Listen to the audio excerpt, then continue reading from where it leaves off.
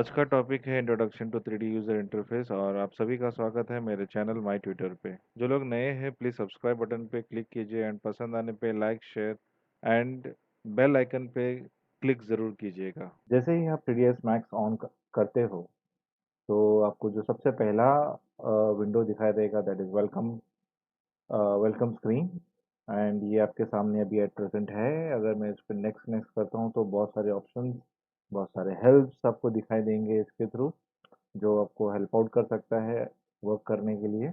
Okay, तो ये option उन लोगों के लिए है जो लोग एकदम न्यू है, नए हैं, जिनके लिए 3D मैक्स नया है। सो इन केस उनको चाहिए तो रख सकते हैं ऑन, और इन केस अगर किसी को नहीं चाहिए तो यहाँ पे एक ऑप्शन है show this welcome screen eight startup.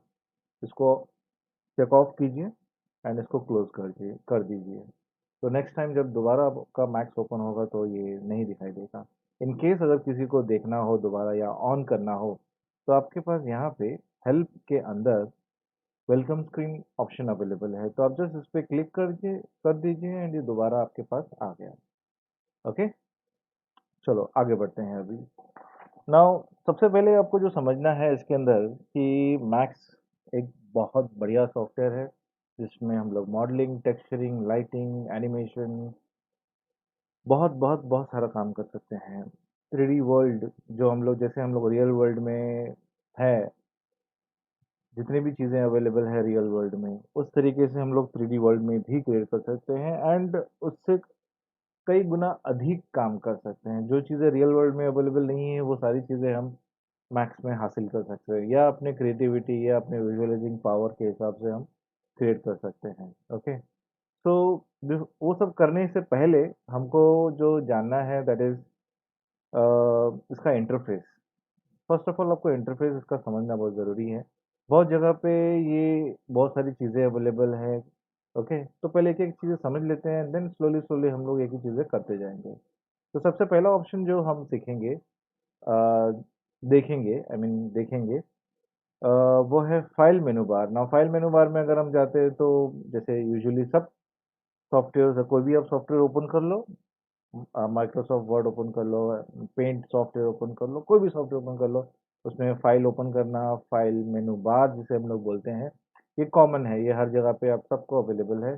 बहुत सारी चीज़ें इसके अंदर होती है, तो फाइल मेनू बार सबसे पहले टॉप टॉप में ऑप्शन अवेलेबल है। इसके अलावा नीचे जो सेकंड बार मेरे पास अवेलेबल है, इसका नाम है मेन टूल बार। ओके, अभी मेन टूल बार बेसिकली कैसा है कि यहाँ पे अभी तो आपको देखो डायरेक्ट अनलिंक का ऑप्शन दिख रहा है। एक्चुअली ये टूल बार काफ़ी बड़ा है, तो इसको मैं जहाँ पे ये एम्प्टी स्पेस है, जो नीचे क्रिएट सॉल्यूशन की नीचे का जो ऑप्शन है जहाँ पे हैंड टूल मेरा दिख रहा है, उसको मैं थोड़ा सा पकड़ के लेफ्ट क्लिक से आप देख सकते हो कि ये मैं इसको स्लाइड कर पा रहा हूँ। ओके, तो मैं ड्रैग कर सकता हूँ इन शॉर्ट, क्योंकि ये टूल बार थोड़ा सा बड़ा है।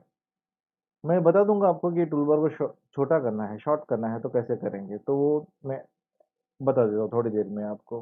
ना ये टूल बार में अगर हम देखेंगे तो इसमें क्या क्या चीज़ें अवेलेबल है, जैसे कि अंडू रीडू का ऑप्शन अवेलेबल है, सबको पता है अंडू रीडू क्या है। लिंकिंग के ऑप्शंस अवेलेबल है। लिंकिंग बेसिकली जो आपको दिया गया है that is parent and child relationship के लिए, ये आपको एनिमेशन में जाके बहुत ज़्यादा हेल्पफुल रहेगा। यहाँ पे थोड़ा और आगे आ जाइए, थोड़े सिलेक्शन टाइप्स है, फिर इसके बाद ट्रांसफॉर्मेशन टूल्स है, फिर इसके बाद आपके पास यहाँ पे स्नैपिंग के ऑप्शन है। ओके, फिर इसके बाद सिलेक्शन, क्रिएट सिलेक्शन सेट से बेसिकली आप सिलेक्शंस के सेट्स बना सकते हो, उसको सेव कर सकते हो। फिर मिरर का है ऑप्शन, अलाइनमेंट के ऑप्शंस अवेलेबल है, लेयर का भी अच्छा खासा ऑप्शन यहाँ पे आपको दिखेगा।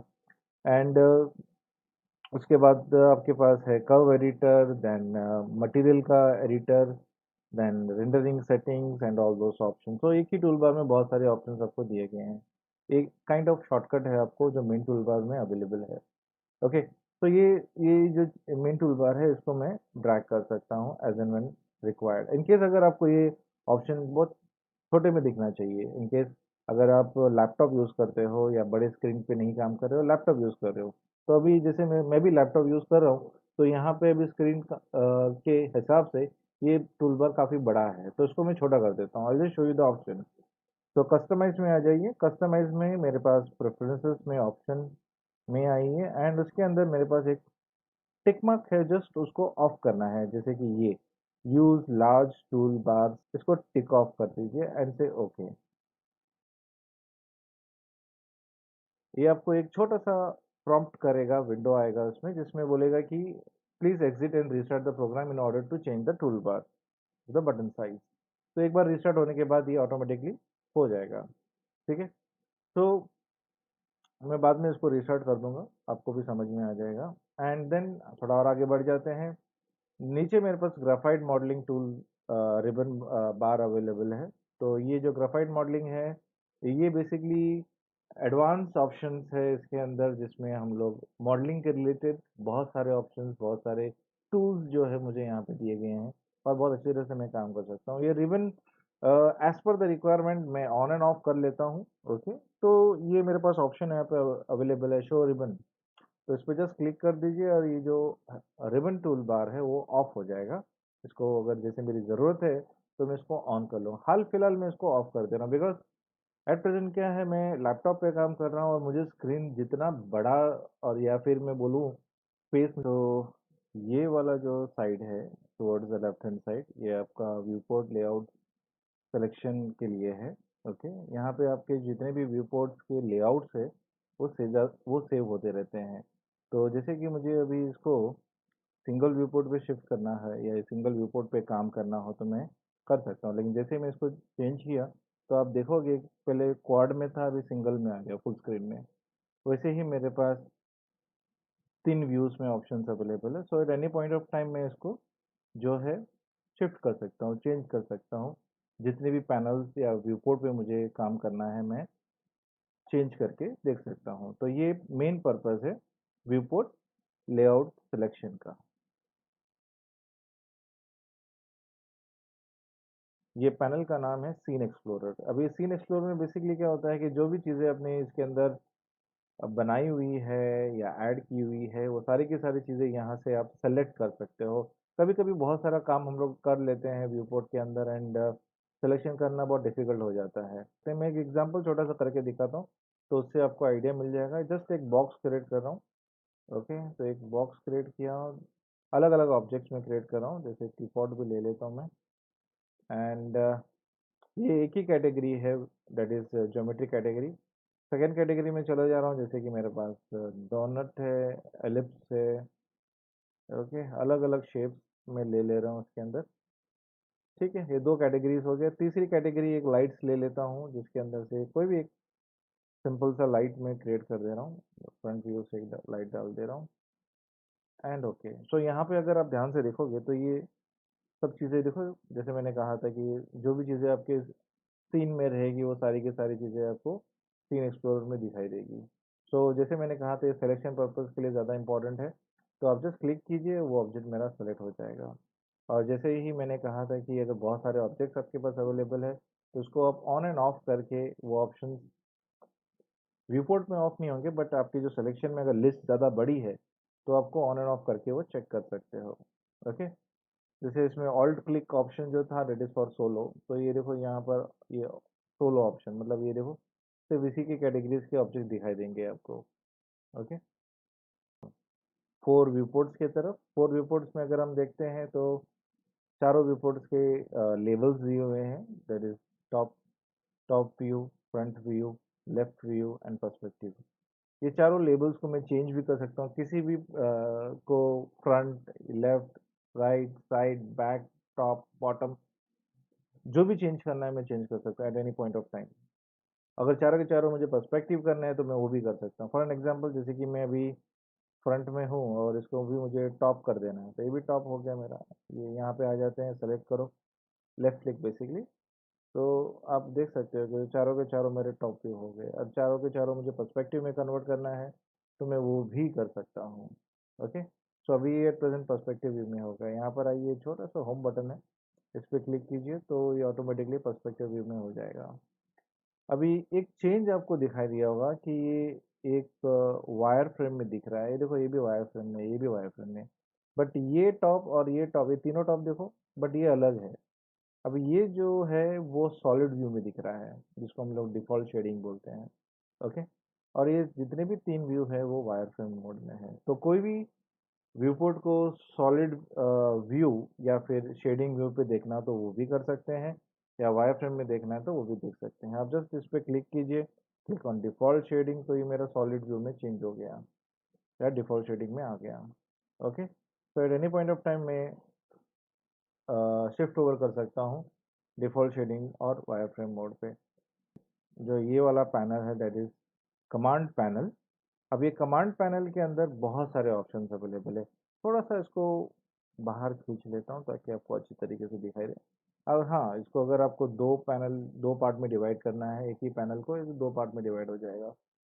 अब 2 पार्ट में इसलिए बोलते हैं बिकॉज़ कभी-कभी क्या होता है कि बहुत सारे ऑप्शंस जो होते हैं, काफ़ी जो एक से दूसरे पे ऑटोमेटिकली चले जाते हैं, जैसे कि ये देखो इस तरीके से। तो इसलिए 2, अगर किसी को एक में करके रखना है तो एक में भी करके रख सकते हैं, एक सिंगल व्यू। जस्ट आपको क्या करना पड़ेगा, स्क्रॉल डाउन करना पड़ेगा, that's it. Okay, coming back to my command panel. Now command panel जो है, ये वाला एरिया जो है that is my command panel. अब ये कमांड पैनल में हमारे पास बहुत सारे डिविजन्स में डिवाइडेड है। जैसे क्रिएट पैनल है। अब क्रिएट पैनल बेसिकली क्या होता है कि आपको हेल्प करेगा ऑब्जेक्ट क्रिएट करने के लिए। नाउ ये क्रिएट पैनल यहाँ पे एंड क्रिएट मेनू में से, ये दोनों ऑप्शन सेम टू सेम है, चाहे मैं क्रिएट मेनू से जाऊँ या क्रिएट पैनल से जाऊँ, it's one and the same thing. Okay, तो क्रिएट पैनल में आ जाते हैं। जैसे मैंने कुछ देर पहले ऑब्जेक्ट्स बनाए हैं, तो ये ऑब्जेक्ट्स बना सकते हैं, जैसे यूजिंग ज्योमेट्री में जाके बनाना, ज्योमेट्री में जाके बनाओ, शेप्स में बनाना है, शेप्स बनाओ, लाइट्स, कैमरा एंड ऑल। तो बहुत सारी चीज़ें हम लोगों को बेसिकली क्रिएट में है, तो क्रिएट करने के लिए ही काम में आएगी। अब दूसरा ऑप्शन जो इसमें है दैट इज़ मॉडिफाई। अब ये मॉडिफाई जो है, ये मॉडिफिकेशन के लिए जो भी कुछ आपने बनाया हुआ है, for an example box select करो और उसको मॉडिफाई करना है, तो आप वो देखो यहाँ पे क्रिएट पैनल के अंदर नहीं दिख रहा है अभी एट प्रेजेंट। वो सीधा मॉडिफाई पैनल में आ जाओ तो मॉडिफाई पैनल में आपको दिखाई देगा। तो यहाँ से आप जो है इसके वैल्यूज़ जो है आप चेंजेस कर सकते हो। ओके, फिर उसके बाद नेक्स्ट वाला जो टैब है that is about hierarchy. Hierarchy जो बेसिकली रहता है पैरेंट चाइल्ड रिलेशनशिप के लिए होता है। फिर इसके बाद है मोशन पैनल। मोशन पैनल में अगर हम आते हैं तो बेसिकली एनिमेशन के साथ में डील करता है। कुछ कंट्रोलर्स रहते हैं जो हम लोग मोशन के साथ में असाइन कर सकते हैं, तो वो सारी चीज़ें इसके अंदर अवेलेबल है। नेक्स्ट मेरे पास ऑप्शन है डिस्प्ले का। डिस्प्ले बेसिकली जो है शो करने के लिए, हाइड करने के लिए, फ्रीज करने के लिए यूज़ होता है। तो आप यहाँ से कभी भी कोई भी चीज़ें हाइड, अनहाइड, फ्रीज वगैरह करना है तो वो सारी चीज़ें आप कर सकते हो। अगर आप यूटिलिटीज़ में आ जाते हो तो यूटिलिटीज़ में बहुत सारे ऑप्शंस अवेलेबल है जो एडवांस में है, और वो जो हम लोग लेटर ऑन करेंगे बाद में। तो बेसिकली मोटा-मोटा ये था कि लाइक ये सारी चीज़ें बहुत ज़्यादा इम्पोर्टेंट है और ये आपको समझना बहुत ज़रूरी है। तो ये अब तक जितना भी हमने देखा that is all about creating, modifying and all. अब इसको किसी को एनिमेट करना है तो कैसे एनिमेट करेंगे? तो एनिमेट करने के लिए मेरे पास नीचे का सेक्शन, यानी कि ये वाला सेक्शन अवेलेबल है। तो जैसे कि ये फ्रेम नंबर्स आपको दिखाई दे रहे हैं।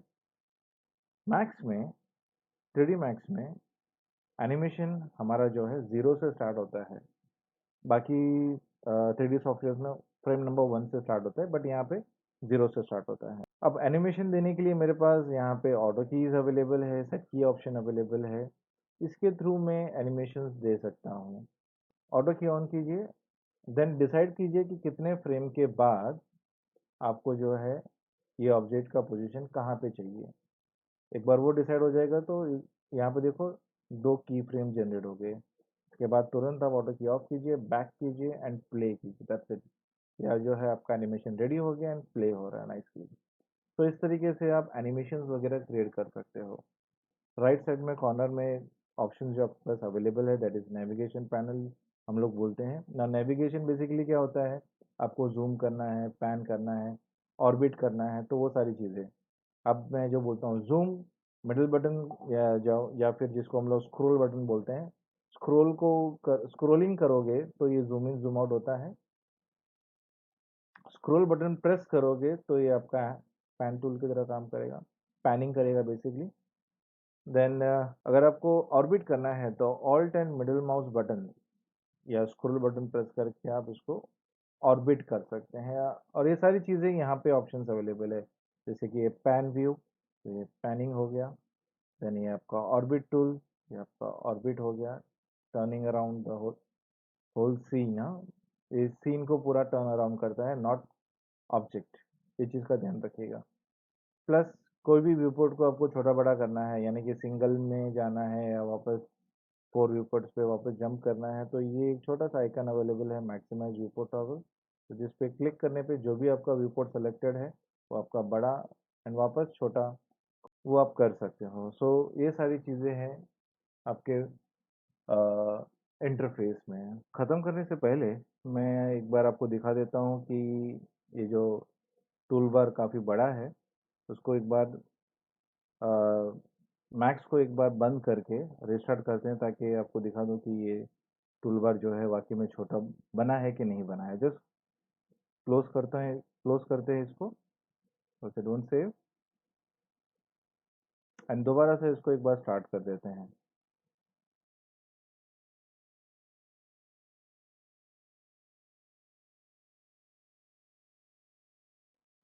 तो ये पूरी तरीके से ओपन हो चुका है एंड आप देख सकते हैं इसका साइज़ जो है काफ़ी छोटा हो चुका है। तो आई होप आप लोग को सबको समझ में आया है एंड ये वीडियो काफ़ी बेसिक वीडियो है। जो फ्रेशर्स है, जो स्टार्टर्स है, जिनको मैक्स बिल्कुल भी नहीं आता है, स्पेशली ये वीडियो जो है उनके लिए बनाया है। होप आपको पसंद आया हो। जो लोग नए हैं प्लीज सब्सक्राइब बटन पे क्लिक कीजिए एंड पसंद आने पे like share and bell icon पे क्लिक जरूर कीजिएगा।